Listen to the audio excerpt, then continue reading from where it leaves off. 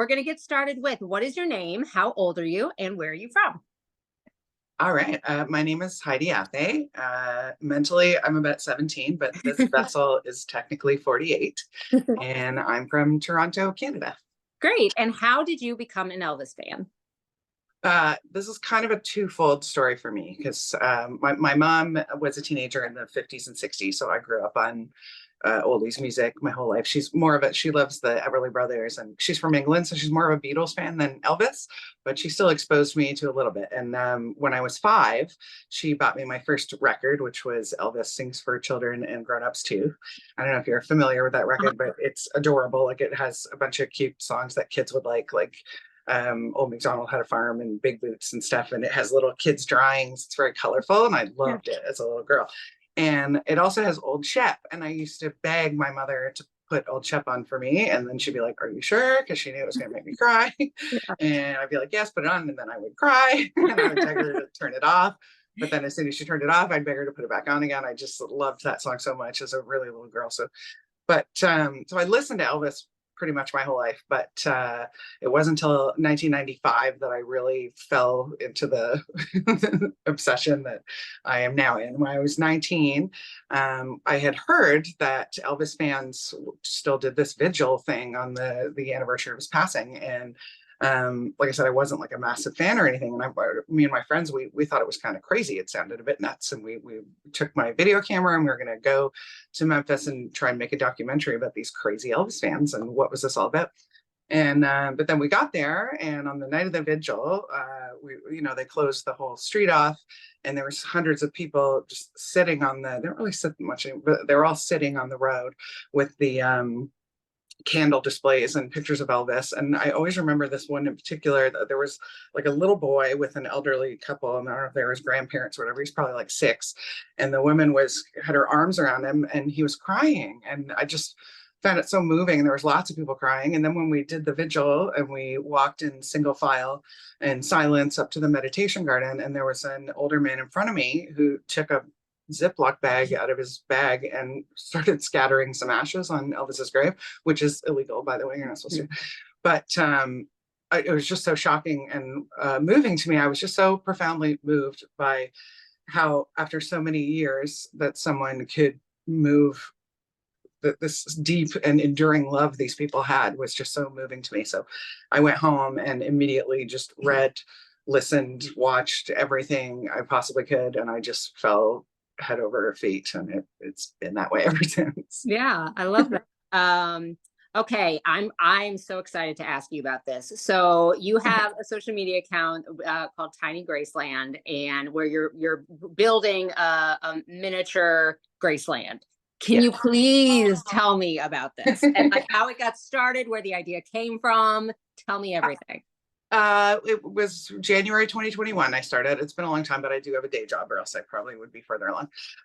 But so Toronto was in lockdown at the time for the pandemic, and I was going a bit stir crazy, and I knew I wanted like a long-term creative project that I could really sink my teeth into. And because I need a creative outlet to be happy. I'm a very creative person. I do like all sorts of other things: knitting, sewing, painting, but I've never tried making miniatures before. And I've always loved tiny things. And it just kind of hit me like a lightning bolt. Wow. That I could put together those two things that I love, miniatures and Elvis. And I thought maybe I'll try making a miniature Graceland. And I started an Instagram just so that my mom and my friends could see it, because we couldn't visit each other at the time. And I had no idea that like 3.5 years later, it would be really such a big part of my life and one of the greatest joys in my life. And it's brought so many good things to me. And I'm just so grateful to have started. Sometimes I kind of wish I have so much to go to finish, but sometimes I don't want it to finish. Although there's tons of other stuff I'll build after Graceland, but Yeah. So how far along are you in the process? it's hard to say, because I'm self-taught. So every time I finish a room, like my sort of skills improve a little and my standards get higher, and it takes me longer to do each room than the room before. Yeah. So it's kind of hard to estimate, but I would say I'm about halfway done, if we're including, because I still need to make like some of the grounds and all of that. So Yeah. It's going to take I'm speeding up though, because I've just been, even Elvis week especially, but I've just been so newly inspired to just really dive in, and I can't stop working on it. So I'd say there's at least another year or two before it's done. Yeah. And is it going to be like kind of like a dollhouse type of thing where it's open on one side so you can see everything? How's it gonna, what's the final It, product gonna look like?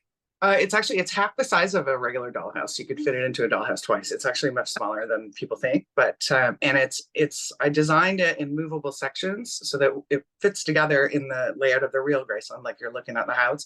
And then there's like 4 or 5 movable sections. So it comes apart so that you can see into all the rooms. And I wanted you to be able to see in the rooms kind of as we see it when we walk through Graceland. So, because I could take a different wall, but that'd be weird. So I don't know. Oh, now I'm babbling. Sorry. But yeah, so it comes apart so that you can look into all the rooms as you would be able to at Graceland. Okay. And then what's the final goal with it? Like, what are you going to do with it? Is it just going to sit in your house when you're finished with it? Or what are you going to do?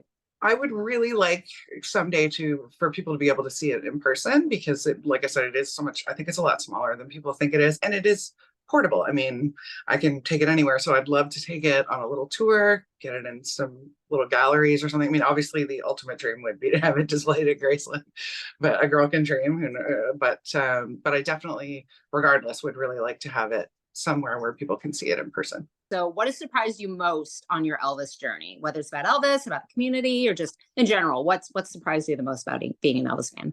I think what surprised me the most is all this community, the friendships and support that I've found here. Because I mean, I was perfectly happy being like an almost solitary Elvis fan, apart from my husband, who I turned, and he he and I were married at Graceland. He's a massive Elvis fan, probably as much as I am. Yes, but I was perfectly happy for everyone else to think I was weird. And then when over the last 3 years and working on Tiny Graceland and getting connected with so many other Elvis fans, and then going to Elvis Week and being able to meet people in person and forge, real friendships and really feel like I'm part of an Elvis family, it's been a really welcome surprise. I didn't expect that, and I'm so grateful for it. It's really wonderful. My last question is, now that you've been a fan for a long time, what does it mean to you to be an Elvis fan today? All right.